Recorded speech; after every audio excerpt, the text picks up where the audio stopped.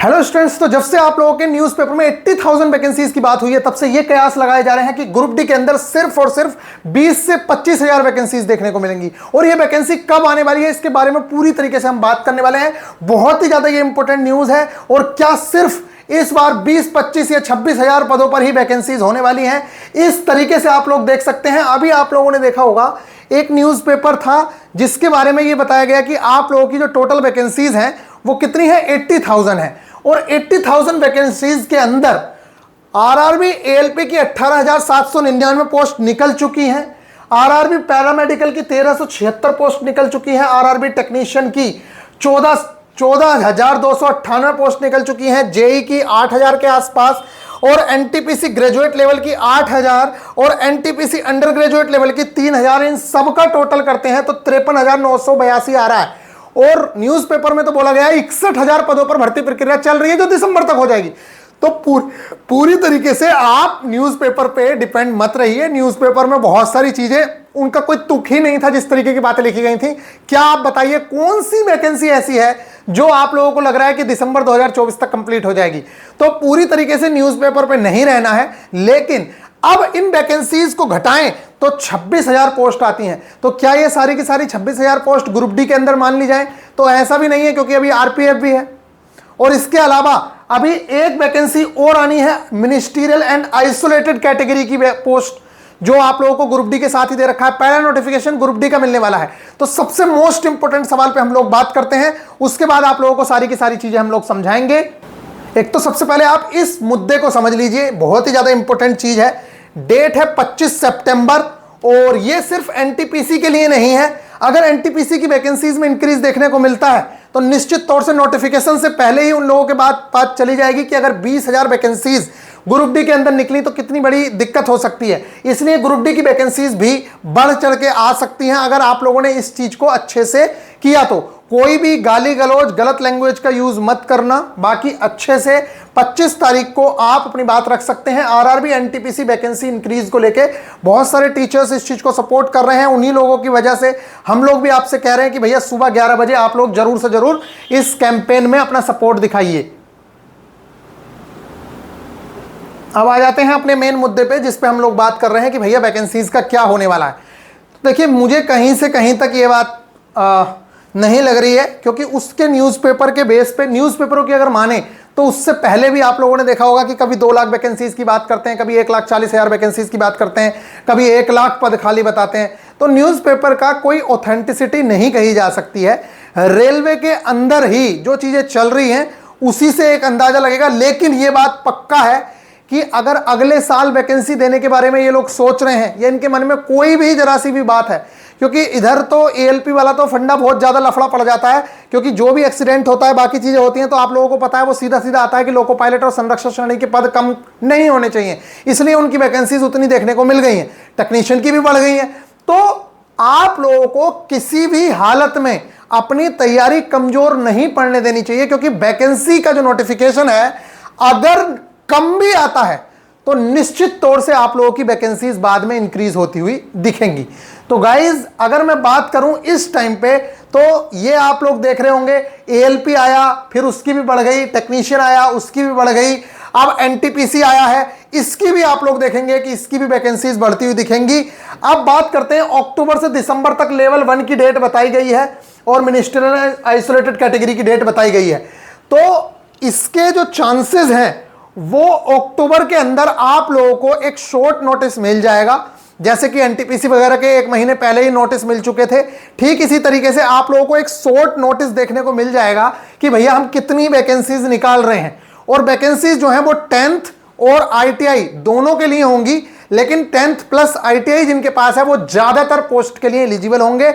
और ये जो 10th वाले लोग हैं वो गिनी चुनी कुछ पोस्ट के लिए एलिजिबल होंगे, लेकिन उसके बाद अगर कुछ होता है तब बात की बात है। अदरवाइज नोटिफिकेशन आने की जो उम्मीदें हैं वो पूरी तरीके से उतनी ही है जितनी बताई जा रही है कि वैकेंसीज अभी स्टार्टिंग में हो सकता है आपको कम देखने को मिले, और वैकेंसीज जो है वो अक्टूबर के आसपास ही आप लोगों को शॉर्ट नोटिस देखने को मिलेगा। इसके बाद बहुत सारे चैनल्स ने, आप लोगों को पता होगा, इस टाइम पे कोर्सेज लॉन्च कर दिए हैं। वो कोर्स लॉन्च, कुछ लोग तो सिर्फ ये कह के लॉन्च कर रहे हैं कोर्स की 10th पास, और उनके टीचर्स की तो मैं छोड़ ही दो, क्या बात बताऊं अब, लेकिन उनके पास बहुत सारा क्राउड है, स्टूडेंट हैं, तो वो लोग तो करेंगे ही।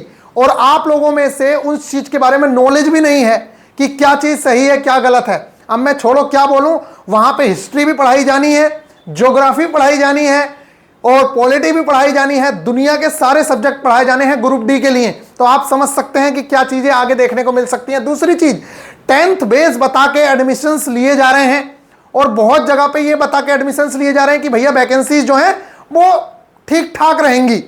बताया नहीं जा रहा है कितनी रहेंगी, उनको अंदर से पता भी होगा कि 20,000 पदों पे वैकेंसीज आ रही हैं, तब भी वो नहीं बता रहे हैं साहब इस टाइम पे। उसके पीछे रीजंस आप लोग समझते हैं, क्योंकि इस टाइम पे कोर्स में एनरोल हो जाएंगे।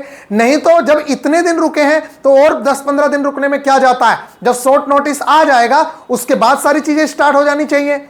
लेकिन नहीं, उस टाइम पे बच्चे कम हो जाएंगे, अभी बच्चे ज्यादा से ज्यादा एडमिशन ले लेंगे और एक बार एडमिशन हो गया तो फिर आप पढ़ो या मत पढ़ो कोई मतलब नहीं है।